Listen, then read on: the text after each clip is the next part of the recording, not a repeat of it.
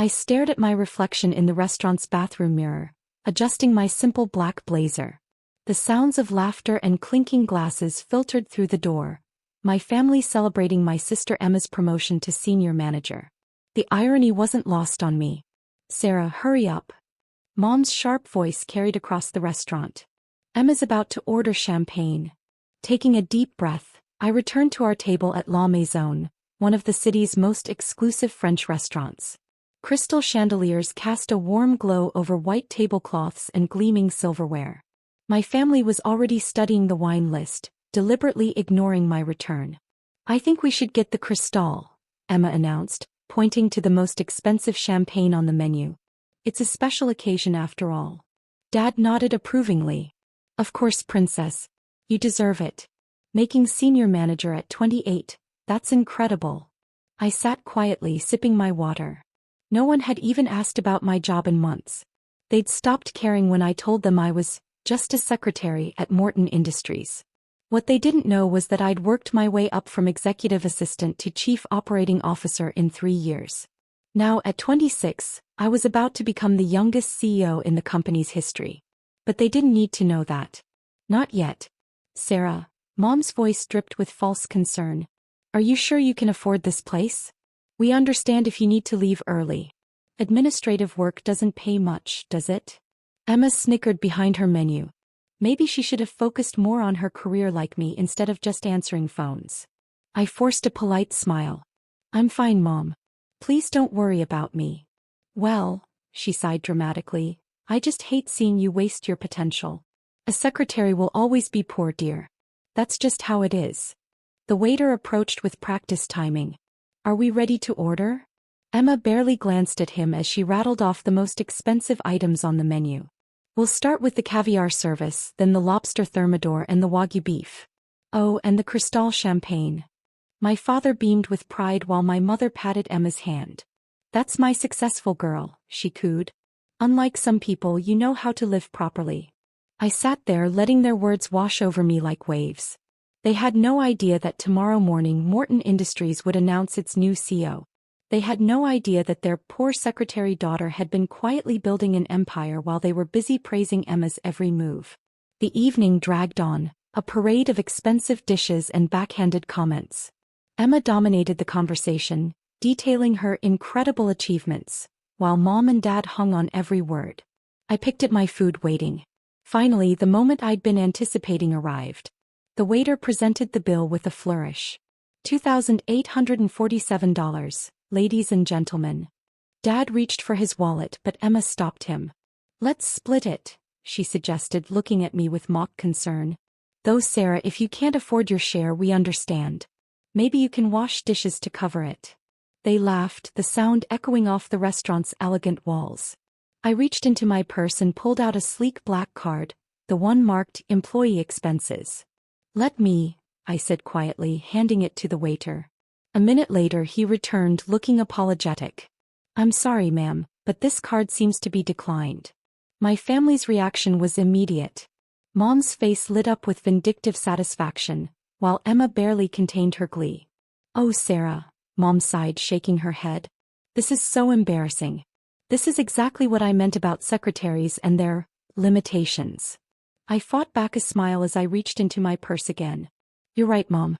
I'm so sorry. I accidentally gave him my employee expenses card. Silly me." Then I pulled out another card, solid metal, with my name engraved in bold letters. Sarah Mitchell, Chief Executive Officer. The waiter's eyes widened as he recognized the card. "Oh, Miss Mitchell, I apologize. I didn't realize. Would you like me to bring the private dining room menu?" The table fell silent. Emma's champagne glass froze halfway to her lips. Dad's fork clattered against his plate. "What did he just say?" Mom whispered, her face draining of color. I smiled, finally ready to shatter their illusions. "I think we have some catching up to do." "What's going on?" Emma's voice cracked, her earlier confidence evaporating as she stared at my CO card. "This has to be some kind of joke." The waiter, sensing the tension, quietly processed my payment and disappeared. The private dining room menu lay untouched on the table, my name and title clearly visible on the personalized cover. "Remember 3 years ago?" I began, my voice steady. When I started as a justice secretary at Morton Industries? What you didn't know was that I was specifically hired as executive assistant to James Morton himself. Dad's face had turned an interesting shade of gray. James Morton, the billionaire? I nodded, taking a slow sip of water. The same. He was looking for someone to train, someone who could eventually take over the company. He didn't want another entitled MBA graduate who thought they knew everything. He wanted someone who would learn the business from the ground up. That's impossible, Mom interrupted, her hands shaking slightly. You're lying. You've always been ordinary. Emma is the successful one. Is she? I pulled out my phone and opened my emails. Here's tomorrow's press release. Morton Industries announces new CEO, Sarah Mitchell, 26, becomes youngest chief executive in company history. It goes live at 9 a.m.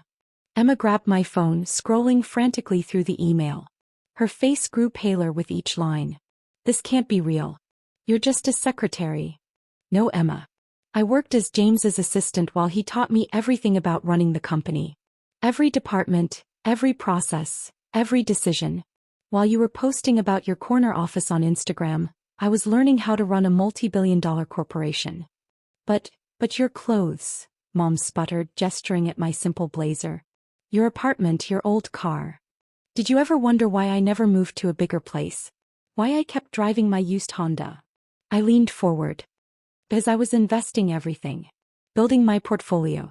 Following James's guidance. That tiny apartment building I live in? I own it. All 6 floors.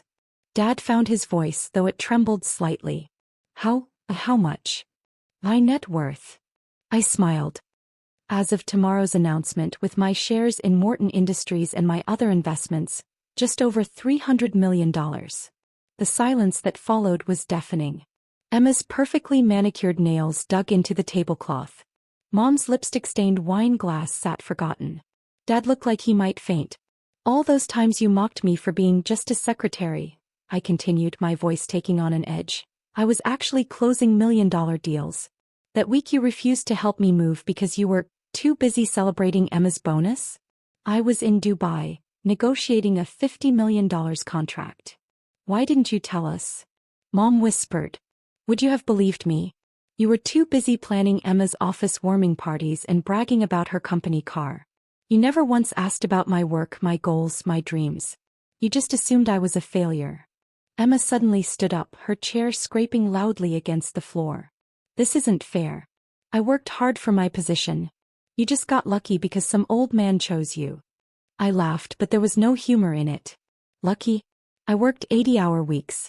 I studied every night. Earned this, Emma. The difference is, I didn't need to post about it on social media or brag at family dinners. But tomorrow. Dad started. Tomorrow everything changes, I finished for him. Tomorrow the world finds out that your poor secretary daughter runs one of the largest companies in the country. I stood up, gathering my things. Oh, and Emma? That promotion you're celebrating? Morton Industries just acquired your company this morning. The paperwork was finalized an hour ago. Emma's face went from pale to green. What does that mean? I smiled, putting on my coat. It means that starting tomorrow, you don't just have to explain your quarterly results to your current boss. You'll have to explain them to me. The look of horror on their faces was priceless. As I turned to leave, I paused, remembering one last detail. And Mom? About what you said, a secretary will always be poor? You might want to rethink that. My executive assistant makes more than Emma's entire department combined. With that, I walked away from the table, leaving them sitting in stunned silence. Through the restaurant's windows, I could see my driver pulling up in the Rolls-Royce I'd never shown them. Tomorrow would be interesting, but tonight? Tonight was just perfect. The next morning, I sat in my penthouse office on the 50th floor of Morton Tower, watching the sun rise over the city. My phone hadn't stopped buzzing since the press release went live at 9 a.m. 57 missed calls from Mom, 38 from Dad, and countless messages from Emma. I opened one of Emma's texts. You can't do this to me. I've worked too hard to report to my little sister. James Morton, now chairman of the board, walked in with his characteristic warm smile. At 65, he'd been more of a father figure to me than my own dad ever was. How did dinner go last night? he asked, settling into the chair across from my desk. Exactly as expected, I replied, showing him the stream of desperate messages. They're in full panic mode. He chuckled. You know, when I first hired you, I saw something in your eyes. That hunger to learn, to prove yourself. Not for glory or status, but for personal satisfaction. That's rare. My intercom buzzed. Ms. Mitchell, your family is in the lobby demanding to see you. Security is asking for instructions. I pressed the button. Send them up, Lisa. And please call the board members for our 10 a.m. meeting. The same board meeting your sister is supposed to present at? James raised an eyebrow. Exactly. I smoothed my designer suit. No more simple blazers. Time to show them who I really am. Minutes later, my family burst into my office. Their appearance was a far cry from last night's polished confidence. Mom's hair was uncombed, Dad looked like he hadn't slept, and Emma was practically vibrating with rage. How dare you, she shrieked. You orchestrated this whole thing.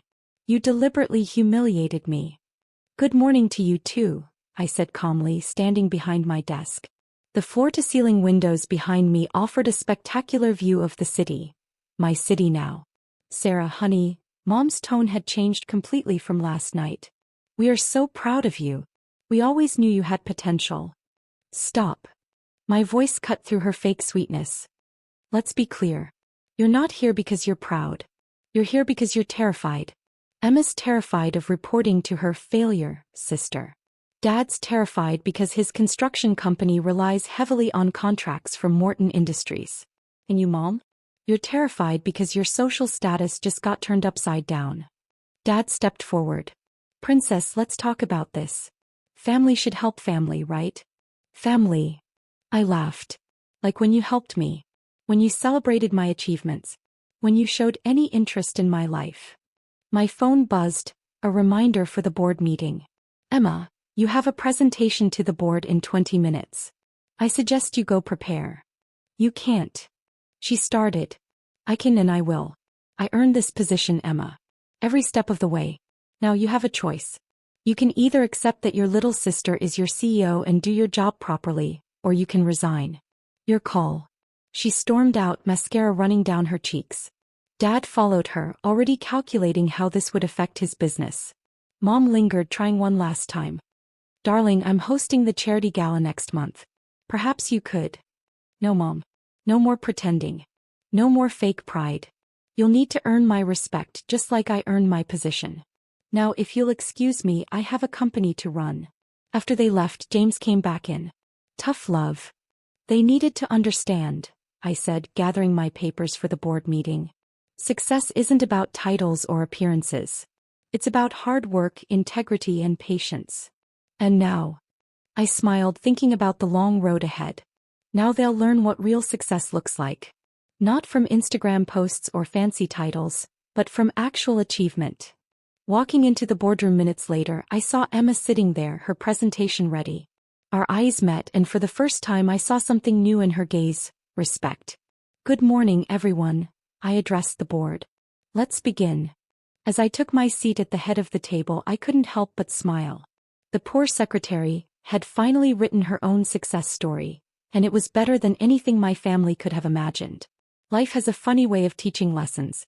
Sometimes the quiet ones, the overlooked ones, the underestimated ones, they're the ones writing the biggest checks in the end.